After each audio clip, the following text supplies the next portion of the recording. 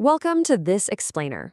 Today, we're cracking open the official 2015-2016 report of the Austrian Ombudsman Board. We're going to use this document to figure out exactly what happens when a government ignores its own citizens, and how an independent watchdog actually steps in to balance the scales. I mean, really think about it for a second. What do you do when the system completely fails you?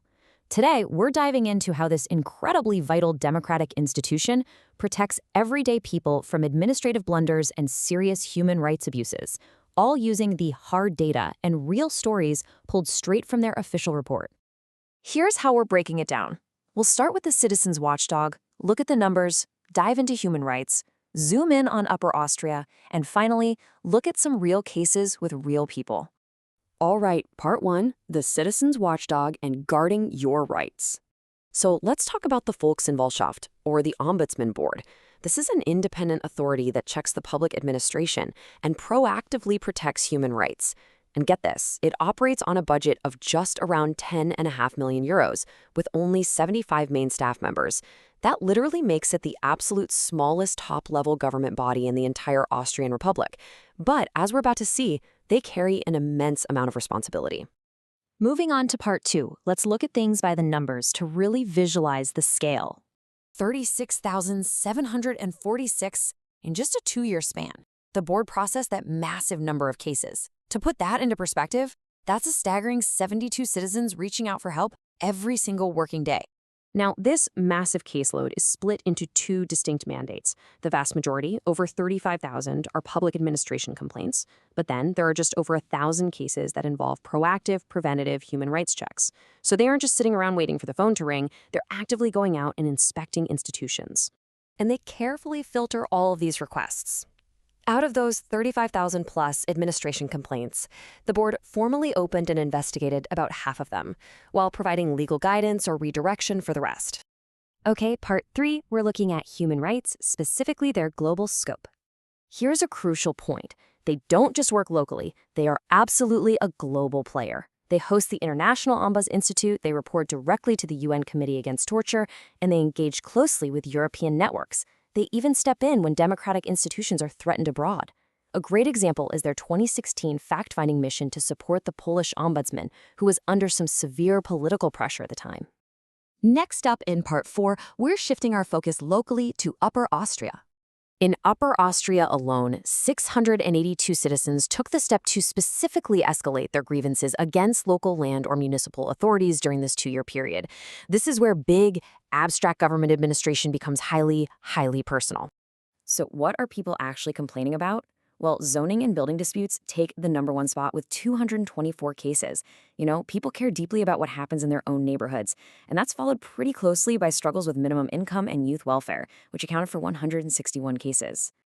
Out of all the fully investigated local cases in this region, the Ombudsman found actual maladministration by the government 9.4% of the time.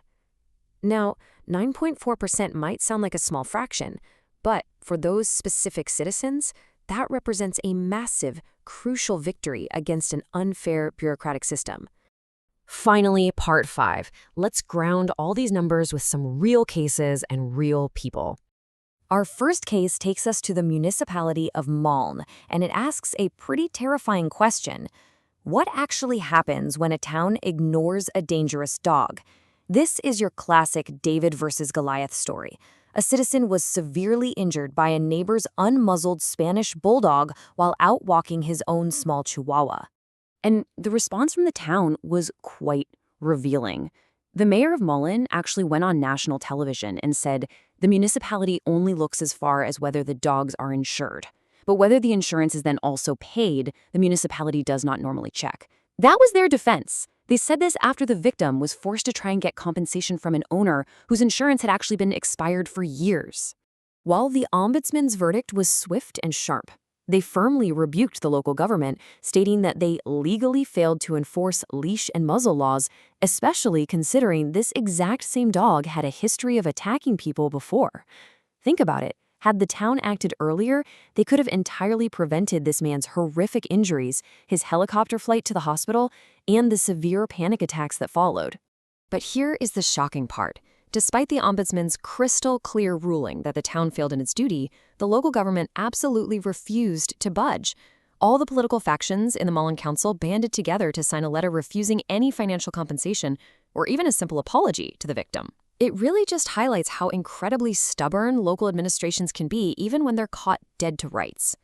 All right, let's look at a second, completely wild case over in Gunskirchen. Can't a town secretly mine 258,000 cubic meters of gravel?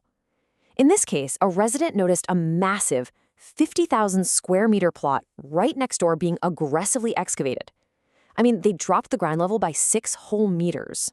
It turns out the town had essentially signed a commercial contract to extract all this gravel to sell it, but they claimed it was just prep work for some vague future sports center. By framing it like that, they completely bypassed the mandatory, formal mining permit process. And guess what? That process would have legally given the neighbors a say in the matter. Of course, the ombudsman stepped in, challenged the local authorities, and confirmed that this unpermitted mining operation was a massive administrative overreach. They pointed out that you can't just bypass strict mining laws to run a massive gravel extraction operation simply because a municipality dreams of maybe building a sports facility down the road. These cases are such brilliant examples of why having an independent referee is absolutely vital. Whether it's turning a blind eye to a dangerous animal or digging a massive unauthorized gravel pit, local authorities can, and for sure do, break their own rules. The ombudsman is there to protect the little guy from unchecked local power. So, as we wrap up this explainer, I want to leave you with this final thought. If the system fails you today, who is your watchdog tomorrow? An accountable, functioning democracy requires constant vigilance. Make sure you know exactly who is guarding your rights, and never, ever be afraid to speak up when the system falls short.